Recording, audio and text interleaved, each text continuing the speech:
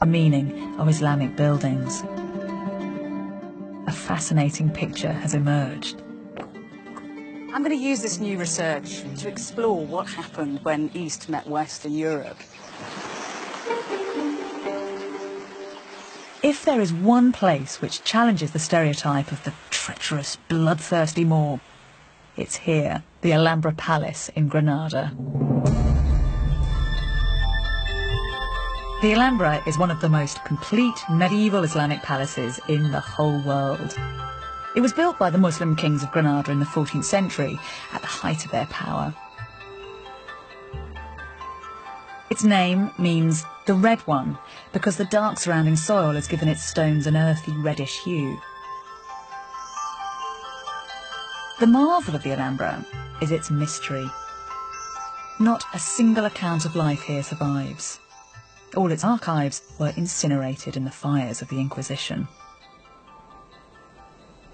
But the Catholics couldn't bring themselves to destroy this place. The Alhambra is one of the wonders of the medieval world.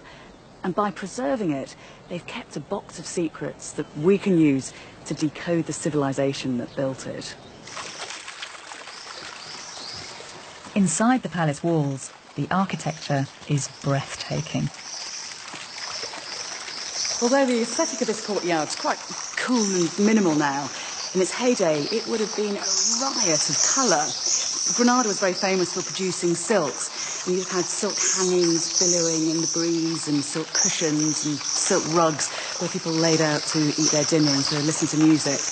And in fact, it's only when you get down to rug level that you appreciate one of the bits of magic of the place, because from down here, this pool acts like a kind of infinity mirror, and the whole of the palace just looks as if it's suspended in water.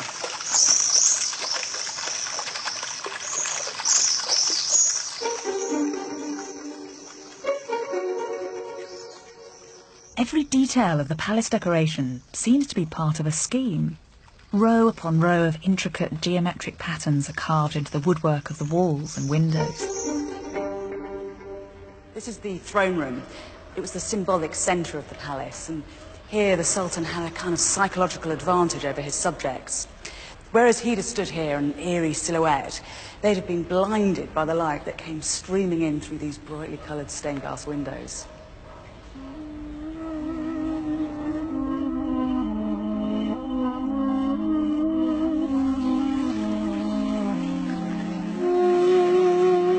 The 19th century writer Washington Irving observed, "It's impossible to contemplate this abode of Oriental manners without feeling the early association of Arabian romance.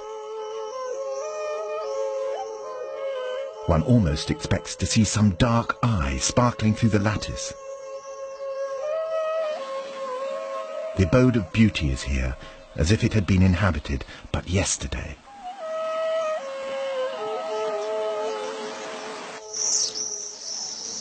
But this is far more than just a beautiful building. There's a specific reason why it feels so harmonious. The men who built it had a knowledge of complex geometry which had originated in the ancient world. The first man to set down these mathematical principles was the Greek philosopher Pythagoras. Pythagoras saw numbers everywhere in the universe, but his brilliance was to understand the importance of the ratio between them. Professor Antonio Fernandez Puertas has spent his life studying the Alhambra. He's discovered that the whole of the building, from the ground plan to the wall decoration, is based around one single ratio. I think everything is so perfect because everything is under control of the proportion and very, very simple. You notice that there is something magic about these buildings. There is something marvelous in your surroundings. It's very, very simple. It's the relation between the ground and the elevations of the buildings. It's as simple as that. The king ordered a new palace. He has a limited area to build the palace. To west, east, and south he was limited. Then he did something ingenious and beautiful. The King of Granada asked his architects to harmonise each and every space within the palace according to a single set of proportions, a family of rectangles, each related to the other. If you want to get proportional rectangle, you have the same base. Take the diagonal, put it up, Yes. and you got successive rectangle, proportional rectangle. The key to the Alhambra's design is the simple relationship between the side of a square and its diagonal.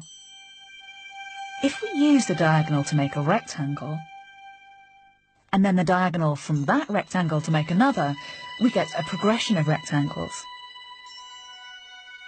The fourth rectangle is double the size of the first, and the diagonals in this sequence are in fact the square roots of 2, 3, 4 and 5.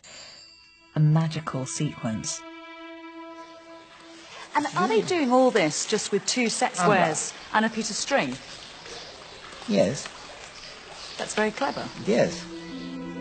Every part of the intricate network of spaces, all the courtyards, the hallways, the placement of every column was designed using inspired variations of this proportional system. Proportion is also in the elevation. You have the kiosk. Here you build a square, and with the diagonal, you swing it up. Nothing violated this incredibly elaborate system. The Alhambra is a triumph of mathematics as much as it is of aesthetics. Mathematical ingenuity is the root of its beauty.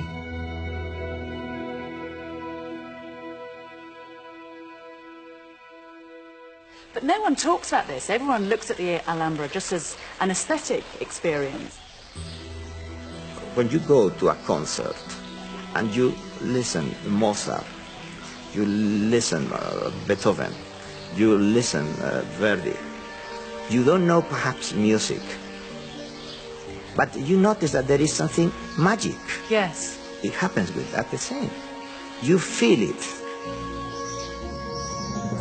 The Alhambra is so enchanting, it's all too easy to view it as a fairy tale palace, isolated from history.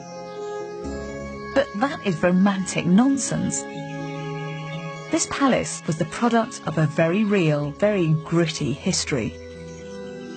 The Alhambra was built by a religious empire which, at the pinnacle of its power, dominated land from China to Africa.